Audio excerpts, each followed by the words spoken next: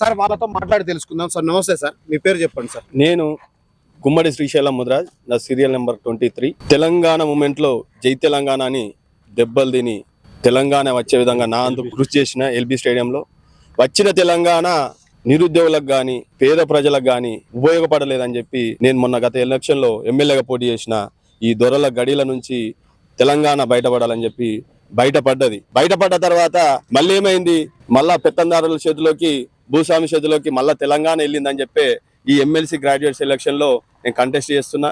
ఒకటే, ఎన్నో రోజుల నుంచి పార్టీలకు సేవ చేసిన వాళ్ళకు టికెట్ ఇయ్యలేదు.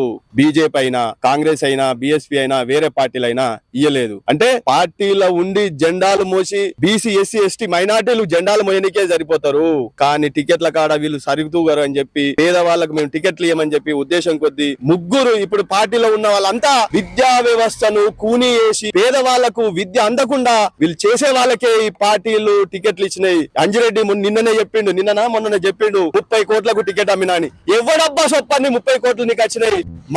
మా పేద విద్యార్థుల నుంచి కదా నువ్వు డబ్బులు తీసుకున్నది.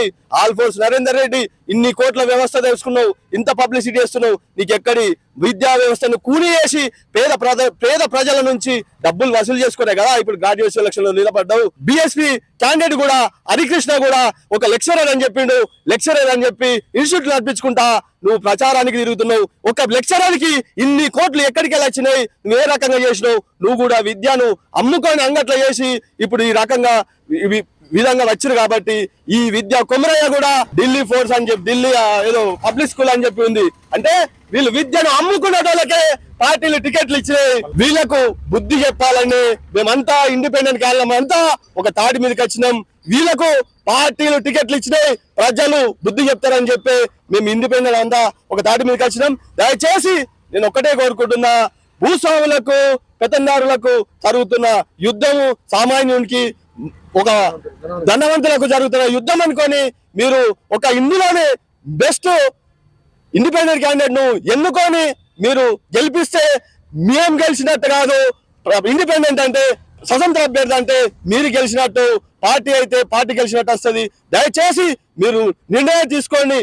విద్యను అంగడి వ్యవస్థలో అమ్ముకునే విధంగా చేసే వాళ్లకు ఓటేయకుండా స్వతంత్ర అభ్యర్థిగా మేము ఉన్న వాళ్ళకు 1, 2, 3, 4 ఎవరికో ఒకరికి వేసి మీరు గెలిపించి ప్రజాస్వామ్యాన్ని బతికిస్తారని కోరుకుంటూ మీ ముందుకు వచ్చినాం ఇండిపెండెంట్ క్యాండిడేట్ గా.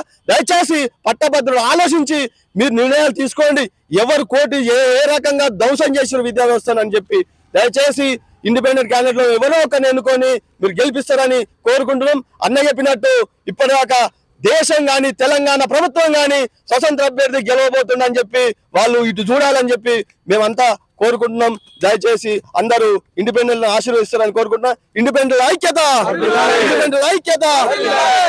శంకరన్న గెలుపు నిరుద్యోగుల భవితకు మలు. ఉమ్మడి మెదక్, కరీంనగర్, నిజామాబాద్, ఆదిలాబాద్ పట్టభద్రుల ఎమ్మెల్సీ ఎన్నికల్లో స్వతంత్ర అభ్యర్థిగా పోటీ చేస్తున్న కస్బా శంకర్రావు గారిని గెలిపించాలని కోరుతున్నాం.